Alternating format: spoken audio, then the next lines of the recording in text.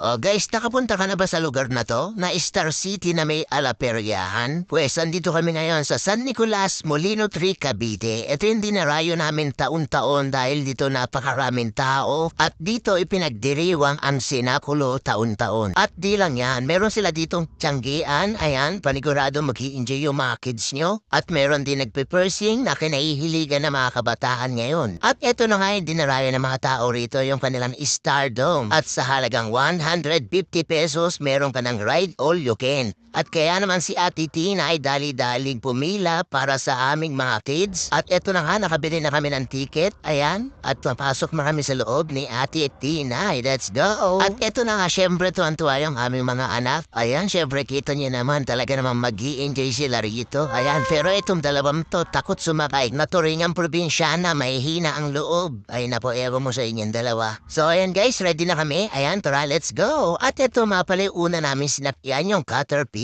Kita niya naman napaka-sexy talaga ng jowa ko. At syempre kita niya naman napaka-cute din ang mga anak ko, manang-mana sa akin. O diba ganyan katindi si Ate Tinay o hindi halatang may 6 na anak. At eto na nga syempre nakasakay na kami. Syempre kami rin ni Ate Tinay hindi pwedeng hindi sasakay. Ayan, walang kakaba-kaba. Basic na basic sa akin tong ganitong mga rides guys. Basta malakas ang loob.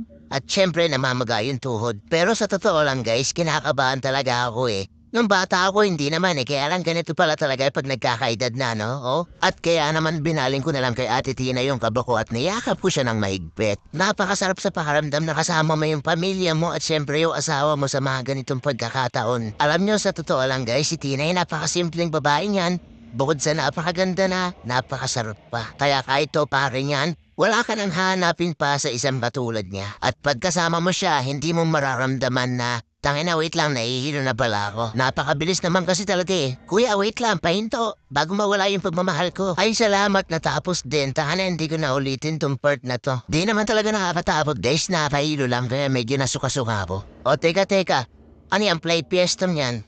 Huwag mo akong pilitin, Ate Tina, ayoko talaga sumakay dyan kung ayaw mong hiwalayan kita ngayon. Yung mga anak ko na lang para mag-enjoy pa, mas masaya na ako nakikita kayong masaya, okay? O, kita mo naman, napakabilis dyan, papasakayin mo ako dyan. Pag hindi ba naman humiwalay ang kaluluha mo dyan, ewan ko na lang. Kung ikaw yung sasakyan ko, kahit magdamag pa yan. At syempre, hindi lang yan, meron din sila rito napakalaking Ferris wheel, bagay na bagay sa magjowa at magkabit. Ewan ko na lang kung matagpuan ka pa dyan. At syempre, kung merong angkas, meron din silang joyrides. Pinaikot-ikot ka na pero tuwang-tuwa ka pa. Kaya na kung minsan yung katangahan nasa tao na lang talaga na kahit alam mong sinasaktan ka na, nag-i-stay ka pa. Sino ba naman ako para pigilan ka?